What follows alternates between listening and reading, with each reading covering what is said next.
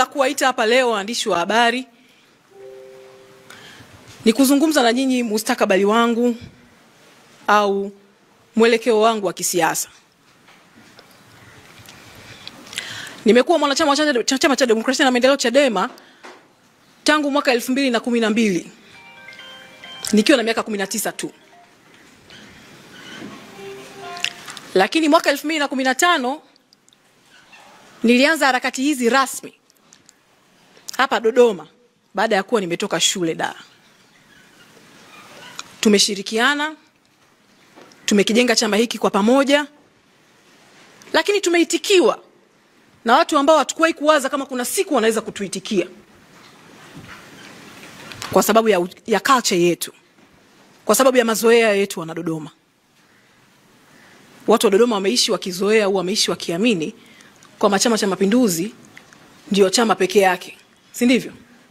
Kwa tumepata ugumu, lakini tulifanya kazi ya ziada kuwaambia watu nini maana ya mabadiliko, kuwaambia watu kwa nini tunahitaji mabadiliko, na wapo watu walituunga mkono kwa jasho na damu.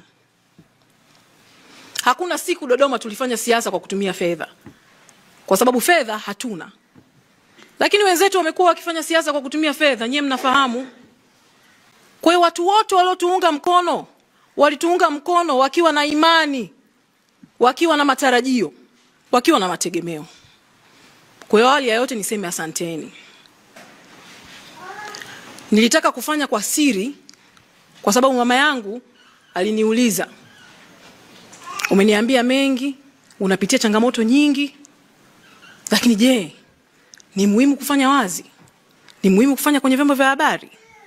Nikamwambia ndio, kwa sababu sina shida wala sina nia ya kumsurprise mtu yoyote ambaye aliamini kwenye mimi, aliamini kwenye ujumbe niliokuwa nautoa kupitia mwamvuli wa Chadema na akaamua kutufuata.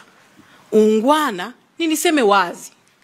Kwa ndugu waandishi wa habari wa Tanzania, ndugu jamaa na marafiki, wanachama wa Chadema mlioungana na mimi leo hapa, dhumuni la kuitisha mkutano huu ni kusema rasmi.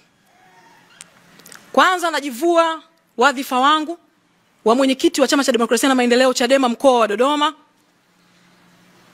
Wadhifa huo ulikuwa unanifanya niwe mjumbe wa mkutano mkuu wa Chadema Taifa, mjumbe wa baraza kuu wa Chadema Taifa, mwenyekiti wa kikao cha mashauriano cha Chadema mkoa wa Dodoma.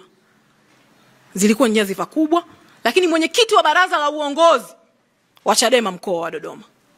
Nyadhifa kubwa kabisa. Kwa hali ya yote nitoe shukrani.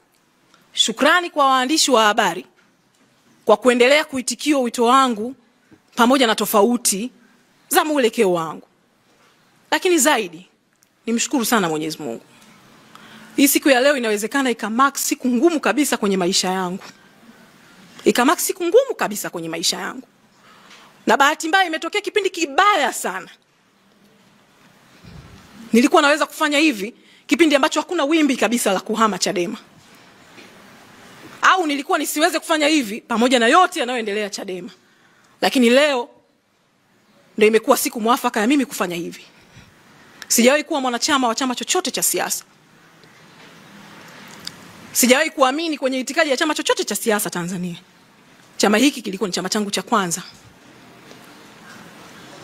ambacho kilikuwa kinabeba matumaini yangu, matumaini ya njia ambayo naweza kupita kufikia matumaini ya watu wengine.